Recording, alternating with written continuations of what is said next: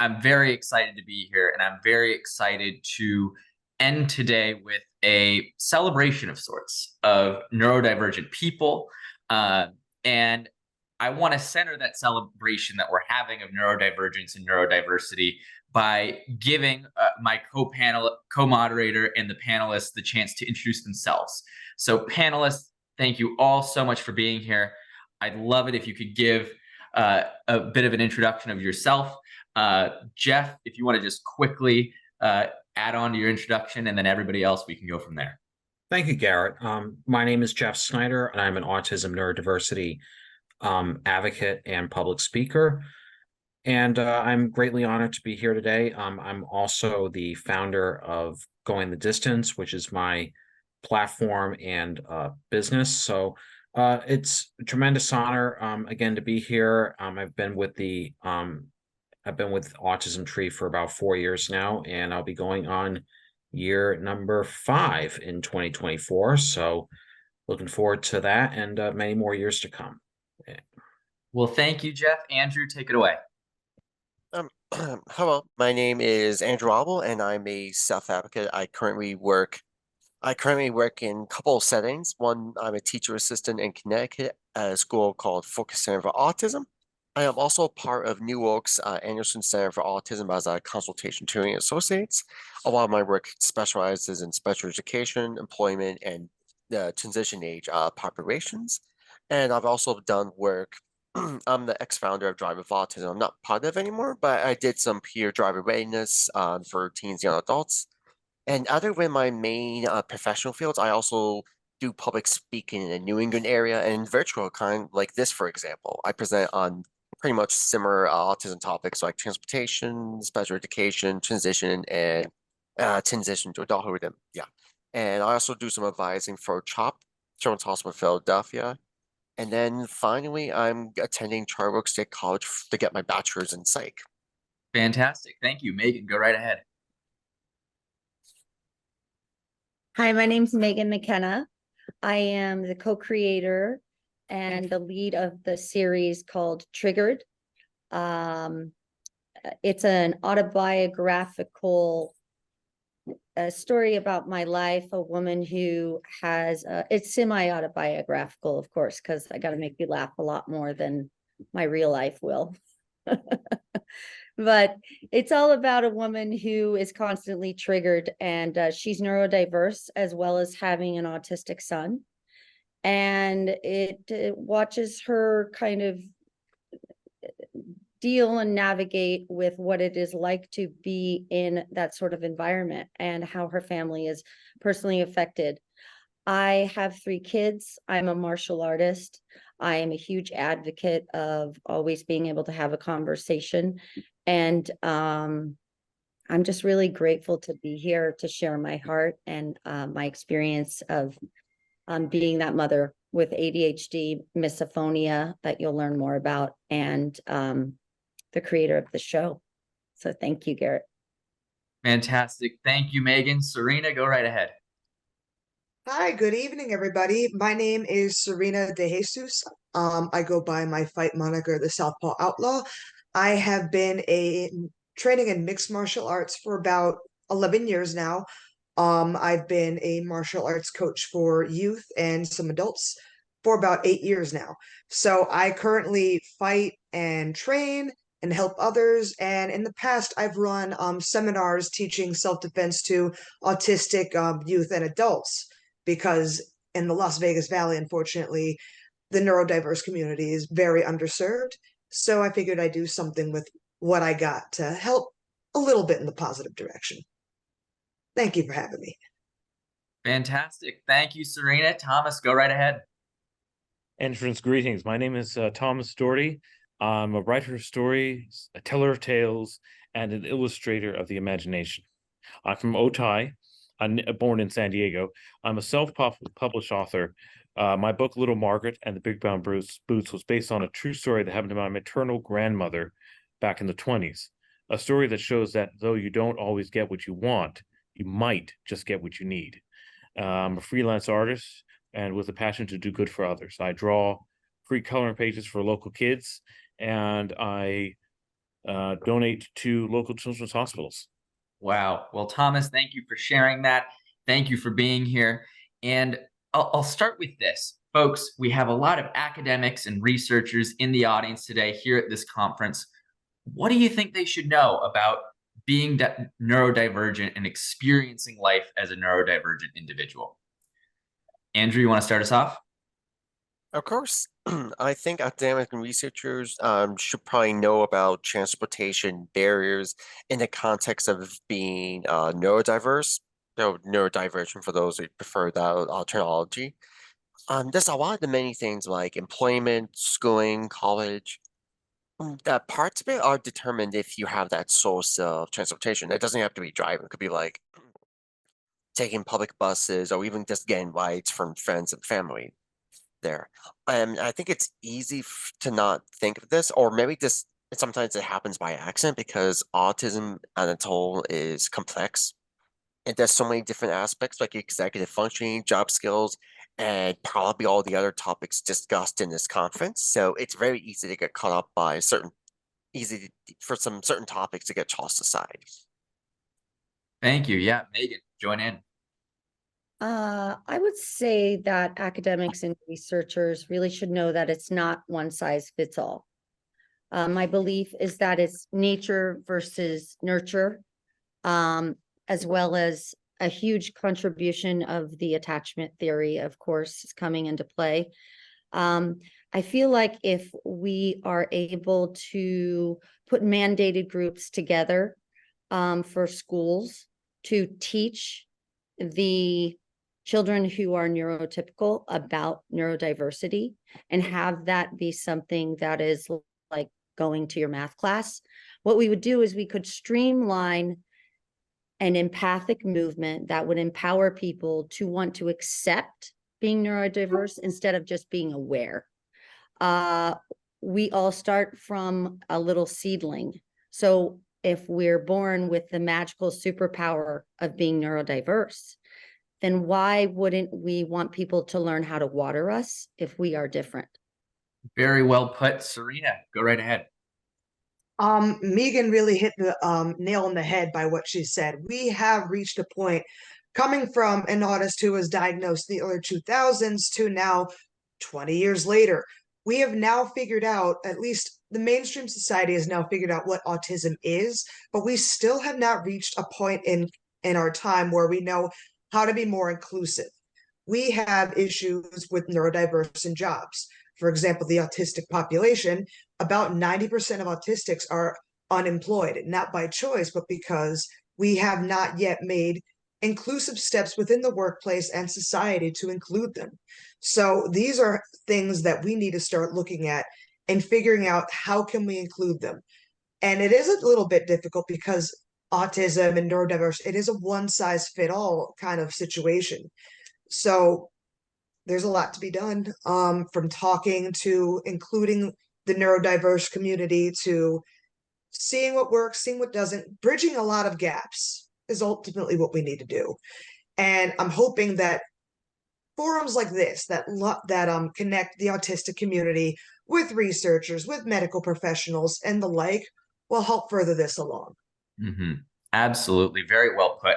And I'll say one thing to add on to it as somebody who's done a lot of work with employment and our Autism Advanced program at Autism Tree, which is for folks that have individuals that are neurodivergent in their lives. Employment is a challenge. And anytime that a person that is neurodivergent is employed and being productive in the workforce is a celebration. We can always build, we can always expand on that work. But I think it's really easy to lose the context of just how big of a hurdle employment can be for neurodivergent folks. And so I really appreciate you bringing that up, Serena. Thomas, tell us a little bit about your experience. Well, I think it's important that for people to remember that everyone on the spectrum is unique, and that it's one size all treatment. It's just doesn't work.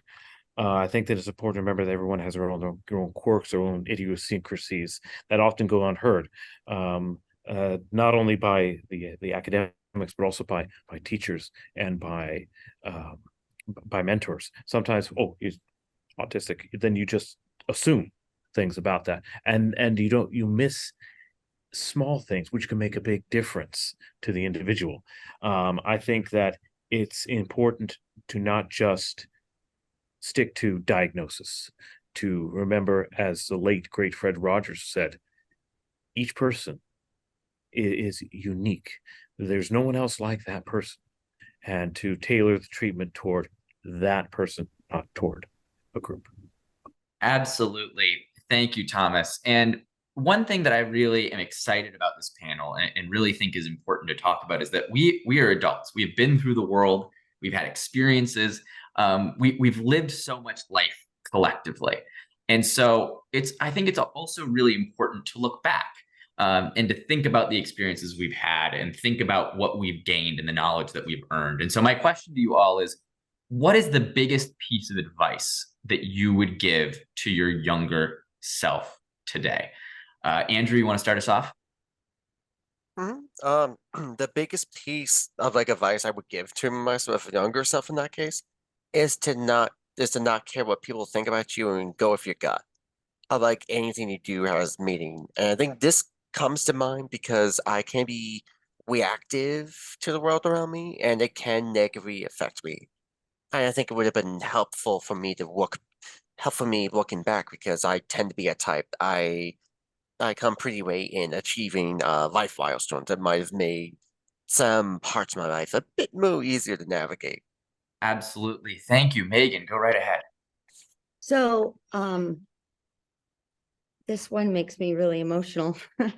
My biggest piece of advice to my younger self is to understand that the world and its doubt that you will internalize without being conscious of, that it doesn't belong to you. What comes to mind is when I was able to release the doubt throughout my body through a series of different therapies. This one in particular is called Image Transformational Therapy, founded by Dr. Robert Miller, PhD. I was able to align myself and execute all my goals and make things happen when I realized that physiologically I didn't have any doubt in my body anymore. And it's as if I have been on a turbocharge once I was able to realize that that was living in my body. So if I would have known that that doubt didn't belong to me, you know, I could have just been walking around, probably living every possible dream, reaching every milestone, much earlier than I am now fighting for. So yeah, that's what I tell my younger self. Wow. Well, thank you for sharing that. Very powerful. Serena, do you want to give your advice next? Yeah, sure. What I tell my younger self is to find what piques your curiosity and chase after it. I've always been the type that loves to learn how things work. I may or may not have taken apart a very expensive pen of my dad because of that curiosity, but I think that natural curiosity of knowledge has drawn me to martial arts, among a few other things, as it's constantly changing and is never the same. And it's just something that, I wake up, I'm like, yeah, I get to go simulate murder with all my friends in training. So I don't know if I freaked out anyone in the audience. Anyway, sorry guys. But that's what sets my soul ablaze, is just learning new things, and that's it. Just having an open mind, following the fun journey, and just marching to the beat of my own drum. Fantastic. And Thomas, what's your piece of advice? Well, if I could speak to myself in the past, I tell myself not to be afraid to speak, to share my thoughts. Again, as the late great Fred Rogers used to say, your feelings are mentionable and manageable. Don't be afraid to share how the world appears to you. Everyone perceives the world differently. And though, the words may seem odd to you, someone else might be able to make greater sense of it than you can. Because when I did share those thoughts as an adult, I found out from my mother, she realized oh, that's why you did this. Oh, that's why you did that. That's just why you were odd at this moment, that moment. It's because of how the world came across to me. Knowing the answers back then, what I know now would have helped to ease the burden. It would have helped me not to feel ashamed and embarrassed because of my idiosyncrasies. And it would have eased that guilt that I carried around with me. Thank you for that fantastic insight, Thomas. So we're going to talk a little bit about culture next. And Jeff, since you've written so much about culture and about your favorite pieces of culture, I was hoping that you'd ask the panelists our next question. Well, I'd be very happy to, Garret. Thank you very much. So I want to ask our panels, I want to ask the panel, what is, coming from someone who's a big Disney buff and classic movie buff, I want to ask you all, what is your favorite movie, TV show, or book, and why is it your favorite? Andrew, we can start off with you. Okay, I technically can I change with the video games? Can I mention video game in this case? If not, I can mention a movie that I like. So preferences. Okay. You can Okay. absolutely mention video games, Andrew. You're good. Okay, I did change in the edits, so I was like, you know what? I'm gonna try to look like it made through. So, but anyway, my favorite video game is Neurodivergent. This game just makes me feel good and actually hopeful, despite the game having kind of like a tragic ending. It's like a melancholy kind of world of you fighting. You play as a brother who's trying to rescue his sister, and it kind of like a post kind of apocalyptic world, and people in there are trying to fight to find meaning in this in their harsh world for both good and bad ways. So it really is just a human story that really just changed my young adult life, and it still resonates to this day. Like 8 years of me being introduced to this game. This game connects with my personal life, which I know sounds a little crazy, but bear with me.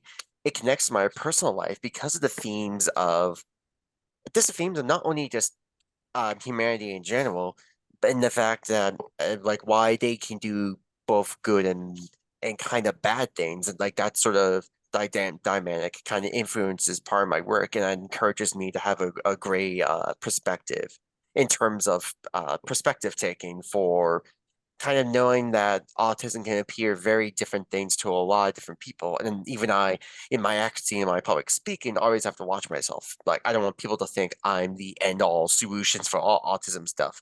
Maybe I kind of wish, but life is not that simple. So I absolutely love Neurodivergent. Well, that was very, very interesting, Andrew. Thank you. So Meagan, I would like to ask you, what is your favorite movie, TV show, or book, and why is it your favorite? Okay, well, I would say my favorite movie is I don't really completely have one. Okay. I mean, I thought about this and I thought to myself, well, I mean, I think my favorite movie would be the one where I get to shine the most, right? From myself. Which is like the whole reason I'm here, right? To introduce the show. So I hope that doesn't sound narcissistic to anyone. But it is, right? It's about self-preservation, right? To be here and to evolve and to stand up for yourself as someone who thinks differently and sees things differently. So I would tell my younger self, yeah, stand up for yourself right now. This is the time. So I definitely would say it's the movie that I have not been the star in yet. Good. Fascinating answer. I hope that movie gets made, Meagan, and one day I look forward to seeing it. Okay. Yep. So Serena, what is your favorite movie, TV show, or book, and why? Okay, so my favorite movie is Cradle to the Grave. It had Jet Li and DMX in it. Now, I like this movie because what happened is I was a huge Jet Li fan in the 90s. Kiss the Dragon, Romeo Must Die, all that stuff. That was my stuff. But what happened is way later, Jet Li has his own website, and there is an article on that website that dubbed me the mixed martial artist, and I am still running with that. It's the best nickname. So that's why I like Cradle to the Grave, and that's why Jet Li rules.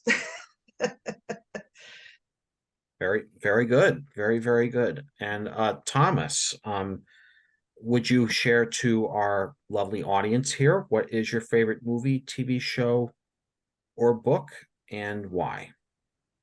My favorite book of all time, and as well as movie, is Charles Dickens' A Christmas Carol.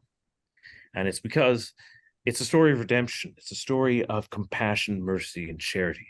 It's a story that shows that no matter how dark the trail you've gone down, no matter how terrible you believe you will live your life, there's still a chance for you to bring great good into the world. You know, it's a story that every year I have to watch the Patrick Stewart version. Every year I have to read the book because it recharges me to try to reach out to do good for others despite what I myself might go through, the risks, because it's well worth just to illuminate one life. Fantastic. Well, that's very interesting. Go ahead, Garret. Oh, well, I was just going to say fantastic. Jeff, thank you for asking that question. And Thomas, I love A Christmas Carol. I'm already getting excited for the holidays. And that is fantastic. And so I think we're going to shift it up a little bit. You know, one other group that we have a lot of in the audience is we have a lot of parents in the audience. And in the same way that we talked a little bit about giving advice to our researchers, do you have any advice for parents with neurodivergent children, especially those that may be new to the world of neurodivergence? Maybe their child got recently diagnosed, or are just very overwhelmed by this world that they're entering into, because it is a real process. There is a real toll. And so any advice that you may have for them, I think would be greatly appreciated. Andrew, do you want to start us off? Absolutely. My advice to parents in the audience, both live and virtual, is just do your best you can, and trust your gut. And pretty much, you know your person, you know your child, teen, adult, and like or anyone in the lifespan much better than anyone else, and not even me can tell you otherwise. So this really comes to mind because I see a lot of infighting in communities I've been online, not so much in person, thankfully, but online there's a lot of infighting that doesn't really have to be this way, from like what techniques you should not use, or what language to use and what, or who should to execute or not. There's a lot of battles, or quote unquote battles, where it doesn't really have to be, and it's just better to use that energy on this other, like other matters in the community, or kind of some of the issues that have been brought up in the conference. So just do everything you can, and eventually something can fall into place. I know I can only speak from just a regular person, not really like a parent perspective, but bear with me. No, I think that's a very good point. And I know that a lot of our parents in the audience appreciate hearing from us as adults who are neurodivergent, because we have seen what the other endpoint looks like. We've seen this process. And I think it's important for all of us to come together, neurodivergent adults, parents, and allies as a community, to advocate for the types of changes that we need to build a more equitable society. So to those that are new, it's an important thing. It's a welcome thing. And so with that, Meagan, what advice do you have as somebody who is a parent as well as a neurodivergent individual? So I would say that you have the ability to reach your child, even though it might not look and feel the way you thought it should. If you are able to really step into the reality of what is in front of you, just like everything in general, then you're creating a lot of space for things to live, instead of a lot of judgment and rigidness to hold on to, like, my kid can't be that, or this can't be happening to my life. Like, there's a whole kind of victimhood mentality that myself dips into at times. People in my life dip into. We all do, right? Because it allows us to feel justified. But is it effective? No. So if the goal is to be effective, then the goal is to educate yourself and to seek support groups and to not focus on what is not working, but to focus on what is working. And, little micro minutia goals every single day, celebrate them like wildfire, because you don't know about tomorrow. I don't know about tomorrow. And you're on this journey with your child, and believe it or not, even though you feel like you're failing and you're not doing your best is all you've got. So accept your reality, give empathy, compassion to yourself and the individuals in your life, and just take pause and realize that it's okay that today was not what you thought, but let's look forward and say, how can we be more effective? Yeah, that's what I would do. Thank you, Meagan. Wonderfully put. Serena, go right ahead. What I want parents to start realizing, if they haven't already, I bet they have, is have an open mind. It's going to help a lot, because yes, there's going to be resources hopefully available to parents to use and whatnot, and it's not a bad thing to have. But the other thing is, listen to neurodiverse adults, listen to people who've gone through it, because we both want the same thing, is an excellent upbringing for a neurodiverse child in the world. At the end of the day, it is the call of the parent, but the neurodiverse adults that speak on these issues are doing so from a place of care, and from people like myself, also from a place of experience. So feel free to listen. Please indeed listen.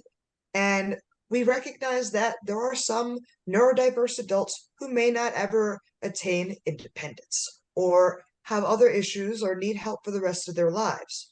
Instead of squabbling, the best thing that we can all do is neurodiverse adults and parents can all start coming together and start working on real solutions versus finger pointing, going like, oh, well, this, oh, well, that. Because unfortunately, when you go online, you see that the discourse and the discussion, there's no discussion. It's a bunch of insults. It's a bunch of nonsense happening versus all that energy that could be put to working together.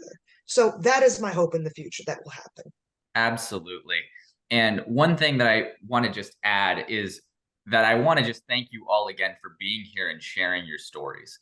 Our stories are powerful. As neurodivergent people coming here and putting our perspective to the forefront, that's a choice. It's a choice we make to put ourselves and our stories out there for people to disagree with or criticize. And so I really want to just emphasize that and thank you for sharing. With that, Thomas, please give us your advice. My advice to parents is to listen, to make sure that your ears and your heart are your child's safe space. No judgment, no shame, no making them feel like they are broken or wrong. I think it's important that the space between parents and their children should be sacred. And I think that if you are open to learning from your children just as much as they are to you, then you are more likely to grow it, and as are they. Absolutely. Thank you, Thomas. And one thing that I think we can all agree on and is true is just neurodivergent experience is a lot. I know that right now being in law school is also a lot. And what I've really found the last couple of years of my life is just that I've really had to focus on making sure that I am feeling good, my mental and physical well-being. And so I think it's something that's really important. I think it's something people will be curious to hear about, is what is something that you think is important to your mental and physical well-being? I'll start with you, Andrew. What's important to you? This one's the easiest one. I think coffee, to me, because not everyone's a coffee drinker. Just several coffee drinkers in my school I work at. but for myself only, coffee is important for my well-being. It's this case because of the both the taste and the caffeine. So at times kind of calms me down, just gives me kind of focus for the next thing. And then drinking it makes me just feel great because I feel like I can tackle most things afterwards, as long as I balance the caffeine, of course. Just don't have like 400 all at once because you'll be crashing throughout the rest of the whole day like that. Absolutely. I'm a big coffee guy too, so I'm right there with you, Andrew. Mhm. Meagan, what's important to your mental and physical well-being? So I'm going to take this kind of a different route. I'm going to answer the question, but it's coming from a place of my emotional well-being. I would say, like we want to be seen, you know. For me, I really feel seen and cared for and taken care of when someone looks in my eyes and listens, even if they're exhausted. It's really nice for someone just to hold the space and look and listen. For me, moving around and exercising and having some sort of release of my intensity for what's going on in my body, either in my mind or in my physical body, releasing that is just another great way, aka jujitsu, martial arts, right? And I don't know, kicking the bag, sometimes just going in the backyard and jumping on the trampoline, laughter, tickling, like really, these are all things that I try to incorporate into my daily living. And they don't happen in my daily living, but they're always in the back of my mind that they'll kind of rebalance and re-energize my nervous system if I'm feeling flooded or dysregulated. The last thing I'll say is whoever it is that's in my support circle, to feel like I'm being soothed by them, you know, and not judged, taken care of. I think that falls into listening, right? And then I would just say being safe emotionally, right? If I can't share who I really am in this real moment, then it's not worth it to me. Hiding myself takes too much energy, and then it makes me go backwards. So having someone hold the space for all of that, I'm in partnership with at work, friends, family, spouse, loved ones. So that's what I would say. Fantastic. Thank you, Meagan.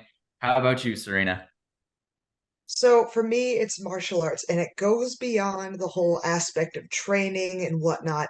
Ultimately, martial arts, when you go into that world, you have a sense of community from all different people, from all different walks of life, different ages, different parts of the world, and you all come together to do one thing and accomplish a task together, which is ultimately what I wish the world everywhere would be like.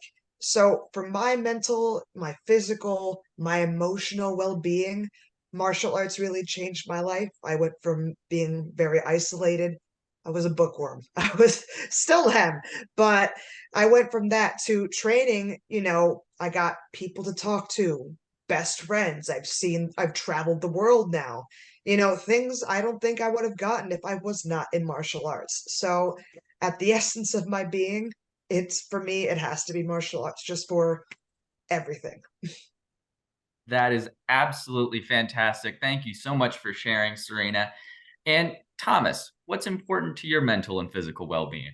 Well, I have to agree with Meagan on this one. I think that friendship really is a very important thing. To have someone that you can open yourself up to freely, to be able to carry the burden of your heart upon themselves, you know, to a safe space again, to where you're not judged, you're not being ridiculed, where you are free to grow and share the depths of who you really are. I think that's very important. And yes, matcha and chocolate are wonderful things, but if you don't have someone who will be there for you when you're at your lowest, when you're at your ugliest, it makes life a very difficult thing to to go through. So that's why I think it's important to have a friend, a true friend. Absolutely. Powerfully said. Friendship is really essential. I'm going to go in a slightly different direction with this next one, which I think one thing that I certainly believe is that resilience is a fundamental part of the neurodivergent experience of living as a neurodivergent person. You know, life is not easy. But what I have found is that all these challenges that come, some of them that are going to be there anyway, some of them, because I am neurodivergent, they've given me a lot more perspective, and they've required me to be more resilient, to overcome them and to prevail. And so what I want to ask you all is, what is one challenge that you have overcome in your life, and how has it changed you as a person? And I'll start with you, Andrew. What do you think? Thank you. One challenge in this most probably like recent, or at least like 11 months, is just was just trying to cope with the pandemic, COVID-19. Well, I was able to overcome it by letting go of past commitments I've had that were kind of harming me, and I had to kind of embrace new commitments, new to move forward. It's just how like this is kind of how one kind of creates like a future, or at least to me it is. Overcoming this affecting as a person, I realized what did not work for me. I had several losses during the pandemic, and I realized I wanted to get like a new, fresh start for myself. Like I was in a kind of like a toxic work situation a year or two ago that almost caused a lot of trouble for me, and I had people telling me to let it go. And now I have that, and it's been 11 years, not 11 years, 11 months, mind you, 11 months that I've completely reshaped my professional and personal life. So I feel now I can ready to tackle both work and college worlds. Yes, the pandemic, I think, was a tough time for a lot of folks. It certainly changed me as a person as well. And so thank you for sharing that, Andrew. Meagan, what is one challenge that you have had to overcome in your life? I think what I am currently overcoming, and it's a daily process, it doesn't really exist in a huge way anymore, but it used to exist a lot, is that I'm not capable of doing a certain something, right? So me developing this TV show has illuminated that I have a cascade of talent inside me that I didn't even really see. I always felt it. But now that I have individuals coming to me and validating that I can do anything I put my mind to, and their talent is just undeniable, and they're coming and joining my team to bring a show responsibly and accurately to Hollywood to make you laugh and cry and experience all that there is to live in a neurodivergent world, with all the different characters who could just, trigger the what out of you. I don't think I'm allowed to curse, so I won't. But it's that. It's overcoming the fact that Hollywood says you can't do it unless you know someone, you sleep with someone, I mean, honestly, you put yourself out there in a way that's just completely kills your spirit, right? Or you're already someone, whatever that means. And so I've decided to say, well, I'm going to make you call me. So I know what's inside here. I know what I'm capable of. I know my talent. I know my team, and I know the tentacles we have and are able to reach. So overcoming this idea that I can't do it just because I don't have the connections, or I don't have the certain numbers, or I don't come from the family of. I mean, it's just absolute rubbish in my opinion. And that's my daily job, is to prove that I can do it. I can step on the scene and I can say, you want to look, what you want to watch. And I feel really, really excited to share our show Triggered with the world. Well, I, for one, am certainly excited to see Triggered when it comes out, and I know it's going to be great. And I thank you for sharing that with us, Meagan. I look forward to seeing it. Serena, what is a challenge that you have overcome? I've had to overcome some self-doubt, some of it bordering a little bit of an imposter syndrome, because society is interesting. If you are not the savants or you're not in higher needs, it's almost in a way in society, you're kind of like a ghost. Like you're just shy of needing help, but damn, you're making the whole vibe weird kind of thing. So it's kind of like you have one foot in the neurodivergent world, you got another foot in the neurotypical world, trying to, just make it day to day. And because the lack of services, because some cynicism on my part, I feel a lot of autistic places like services, at least from what I'm seeing out here on the West Coast, they want to pretend to help, but they don't really help. That's why, at least with Autism Tree, I'm grateful that you guys are doing things like this, helping lead the way, including voices that other places don't. But overcoming the imposter syndrome, the self-doubt, like, oh my God, am I being a functional adult in society? Am I making it? And having to learn to turn off some negative radio channels, comparisons, because it's a thief of joy. So that was a huge one I had to turn off. And then just like take it one day at a time. So some days where it's just F it, we ball. And then other days it's just like it is what it is. We just coast with it. So just learning to let go and just go with the flow.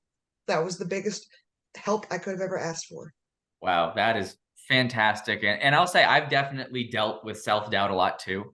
I think we all feel it in our own way. And I think it's really powerful to talk about it and acknowledgement and say, yeah, you know what? Sometimes I do doubt myself, but that doesn't mean I'm not talented and can do my best and am doing my best every day and am making it, and I am going to make it happen. And so for anybody who is feeling self-doubt, you're not alone, and you are great, and you are doing great.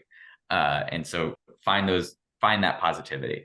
Thomas, with that, what is one challenge that you've experienced, and how has it affected you as a person overcoming that challenge? Well, facing the doubts of others, the mockery of others, the pain and the sorrow from that has sparked within me an empathy, an ability to sense when others are in pain and sorrow. It's thanks to all the things that I've been through that I've been able to tell when other people need to hear a comforting word, or just have someone just to listen. I've been able to channel my own heartaches, my own almost constant anxiety to the point of pain, into the ability just to listen, just to be there for someone else. I might not be able to give them words of wisdom or consolation, but I can at least be there for them in their moment of need and let them know that they are special and that they can be loved and cared for. Absolutely. Well, thank you for sharing that. I know that it is very powerful. And compassion is just such a crucial thing. It's so important. And so I thank you for sharing that very powerful statement. With that, one thing that I believe, we've been talking a lot about positivity. We've been talking a lot about the future. We've been talking a lot about compassion. And so my question to you all is, what gives you hope for the future as we move forward, as we continue on this evolution of increased awareness of neurodivergent? What gives you hope for the future? And I'll start with you, Andrew. What gives you hope for the future? Kind of my jobs with focusing for autism and what I've been doing with my public speaking. This gives me hope because my work in those sort of settings helped me kind of not only get over the pandemic effects, it just helped me be able to reconnect in the special education field in general. Like if I got almost like I got like a second chance. For probably technically isn't a second chance, more like a redo, I guess. But being able like a second chance of just kind of readjusting after the changes from the pandemic, and now, and with my public speaking, how far I went with it. I've been doing a lot of jobs in Newark, Mass, and spoke at a conference in New Jersey a few weeks ago. Public speaking helped me be able to pay for my college courses, which I'll take. Like, why not? Absolutely. That is fantastic. Meagan, what about you? What gives you hope for the future? I would say being a person who always is a hop, skip, and a jump off the beaten path, always choosing the road less traveled, always, telling my children to irreverently go forward, don't look back, and don't ask for permission. These things inspire me. And because I feel so inspired, I would say the very thing that gives me hope for the future is just constantly leading a life where I can inspire people, but I can look to be inspired. And I mean, I am so wildly inspired today. I'm so moved by all of you and your stories. So thank you so, so much. Thank you, Meagan. Seriously. Thank you for being here. Thank you for sharing your story. And I'm glad to hear you're inspired. Serena, what about you? What gives you hope for the future? What gives me hope for the future are things like these, seeing the neurodiverse and the neurotypical community come together to work on solutions for the future, because they did not exist when I got diagnosed in my teens, and we are not that far removed from the 50s, the 60s, and 70s or so, where we had neurodiverse people. We didn't show them, we didn't highlight them, we instead hid them in state-run facilities and such. So we are making important first steps as a civilization to be more inclusive to those that are different rather than hide them away. So this gives me hope, because now we now know what neurodiverse is. We're finally up on that picture, and the science is no longer stalling in that. We're now starting to have some more fluid motion towards success, which helps the autistic community, the neurodiverse community, and everybody in it to just be kinder, more empathetic people. So it's my hope that these turn into more inclusive things for have policymakers, school superintendents, all, the rest of the community all come together so we can grow together as a society. Absolutely. Powerfully put. Thank you for sharing that, Serena. What about you, Thomas? What gives you hope for the future? Charity and compassion give me great hope for the future. The hope, the great hope that we can raise a generation that's more willing to reach out to those around them, not to judge or to condemn, but to try to learn from them, to try to see that although, they may not be the brightest, they may not be the fastest or the strongest, they might help us to become better versions of ourselves, that we can build a better future by each and every single act. Plant the seed in someone's heart and mind through our own compassion and charity and mercy. And who knows what will grow from that seed if we just continue to be patient, continue to look upon everyone we meet as a whole new world with our own hopes, cares, and dreams and thoughts, instead of as being less than ourselves. Very powerfully put. Now, Jeff, I want to thank you for being our co-moderator here. I don't want to put you on the spot, but I would love to hear your answer to this question. What gives you hope for the future? As we've been having this conversation, we've been sharing our stories, we've been putting neurodivergence to the forefront. What gives you hope for the future, if that's okay? And I get if you don't want to answer the question, but I would love to hear your thoughts. Well, you bet I'm going to answer the question. Well, I think the point is that I want there to be more acceptance of autism and neurodiversity, more as a blessing than a curse, because we are seeing, so many people now, the diagnosis ratio is 1 in 36. We are seeing more and more people, say, like, why is this happening to me? Well, there are good things that come out of being neurodivergent. And I think and I think all of us in this panel think and believe that we have the tools to prove to people and inspire them to say, you know, yeah, we may not get the goals we want, but we're gonna find the goals and we're gonna accomplish them, no matter how big or how small they are. That's my hope for the future. That is fantastic, Jeff. Thank you for saying that. And I'm going to answer this question too, because I think it's an important one, and it's an important one to talk about. Is for one thing that you may not know about me is I've done a lot of research over the years, just personally, on the history of autism, and what Serena was talking about is spot on. It's a very bleak history.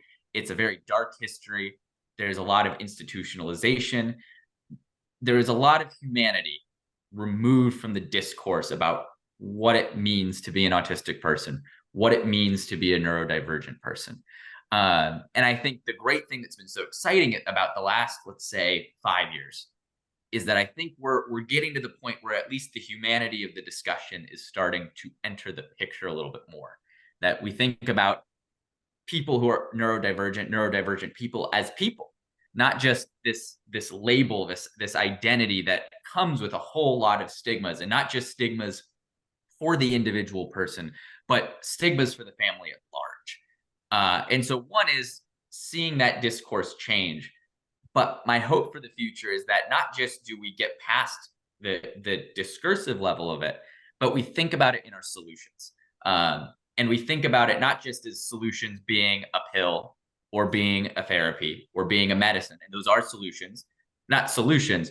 Those are good things that can help. But that when we talk about solutions, we also include policy. We also include looking at our society, our professional society, our world of work, our educational society, how we teach our children, to look at neurodivergence, to look at difference, and to look at biases that have just been existing for a long time, and actually really aggressively start asking questions about why do things have to be the way they are. Because I think we're starting to get to the point where that discussion is something that we can have, and that we can have that debate, and that we can have those discussions and questions and new solutions, and look at how to get at that 90% autism unemployment rate. I think we're going to have those discussions.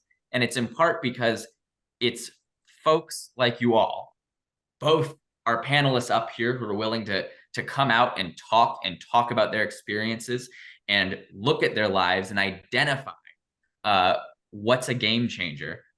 And also the audience, the folks who are willing to listen, who are willing to take stock in what we say, who see the value of what we're doing in this enterprise. So that's my hope for the future. I think I'm excited. I'm very, very excited, because we are on the brink of having a discourse, a political discourse, a societal discourse where neurodivergence exists. And so as we wrap up here, I want to thank all our panelists so much for being here, for putting your stories here, for thinking through all these wild questions, and for being you, and for going through the world and being empowered by your identity, for existing in your identity, and doing the best you can. With that, I suppose we do have time for one more question, and I apologize if I do put you on the spot, but I think my question is this. For the folks here tonight, as you want them to walk out of the room and go into the world and say, I saw this panel, what do you want them to take away? Just one thing. If there's one thing that you want them to take away from this panel, from this experience, from this conference, what would you want it to be? For this one, if anybody wants to jump in here, by all means, I know I'm putting you on the spot a little bit, and I appreciate that. Yeah, sure. Just have the joy of knowledge, and learn that to let go of ego, if you have any, that there are people who may know less than you who'll have the answer that you need. And that if there's something you don't know, that's okay. Just go out and try and explore and find the answer. You know, the science with neurodiversity is constantly changing. So instead of being rooted in, like you said, why does something have to be this way? Be adaptive to the change. Go with it. Because at the end of the day, we're here to better the lives of others. It's not worth, squabbles. There's much more at stake. Mm-hmm. Absolutely. How about you, Andrew? What's the one thing you want everybody to take away from today? I mean, different hard ones, like, because while I like different perspectives here, I guess one of those is probably more general, just like I like to go the doing your best route. Like, Mhm. that's another thing I kind of went for the pandemic, that everyone, on the most part, is doing the best they can. And that some of the answers won't always be clear at first, so eventually the answers will come in some shape or form. Just kind of being able to hang in there, just kind of do everything you can to just kind of just better yourself as a person. I guess I can go with that one. I imagine there's a lot of different takes on this, so Fantastic. Thank you, Andrew. Thomas, what about you? What do you want folks to take away from this discussion from today? Well, to remember that every person you meet is a world unto themselves. That although they may seem different, they may speak differently, they may look different than you do, they each have their own hearts, their own minds, their own cares, and that it's always best to have that patience, to have that compassion, to be open-minded and to be open-hearted, so that we don't cut people off just because the neurology is different, because their way of perceiving the world is different. If you can try to, if not perceive it from their point of view, then try to not cut it off, not ignore it, not discount it. I think it would make life easier for you as well. Absolutely. Very well said. How about you, Meagan? What do you want folks to take away from our discussion today? So being neurodivergent is a superpower. And as it's been explained to me, we're all flying in the air, right? And oftentimes people might just see somebody who's neurodivergent as a paper airplane, right? Mhm. But they need to know the facts are there are 747 and they need to watch out because they will take their jobs. They will make the best technology. They will make the most incredible art.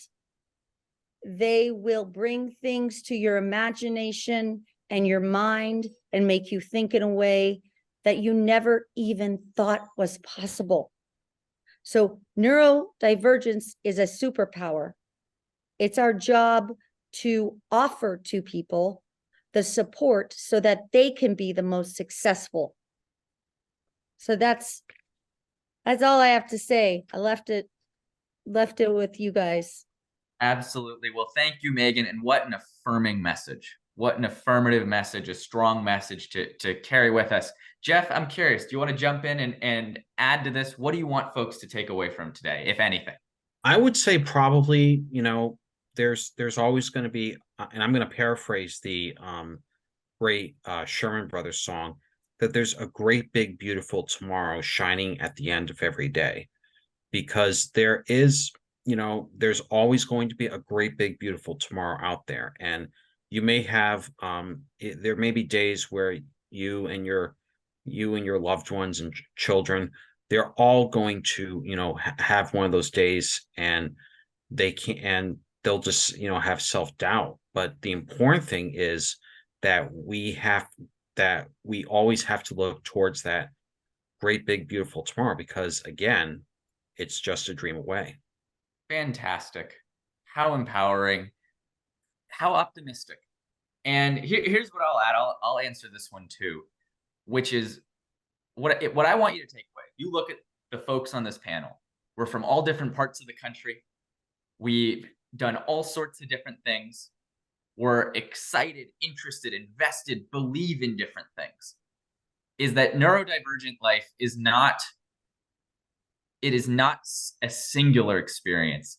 It's a collection of experiences. It's so much more colorful. It's so much more expansive. We're not limited. Nobody on this panel today has felt limited or is feeling limited in that they can't go out and do something and create and aren't invested in the world and the discourse that we're having as neurodivergent people. And so that's at least my thought on taking away is take away from this that we are people. We are people and we are neurodivergent, but we are people and we want to connect and we want to be here. We want to engage and we want to make our community better. We want to get jobs. We want to go out and do great things and be in the world. And guess what? We already are doing those things. So come join us. Come be a part of the work that we're doing. Come be a part of this community because we're open to everybody. And let's go and make the world a brighter place. So with that, panelists, audience, thank you so much for your time. I hope you've enjoyed today.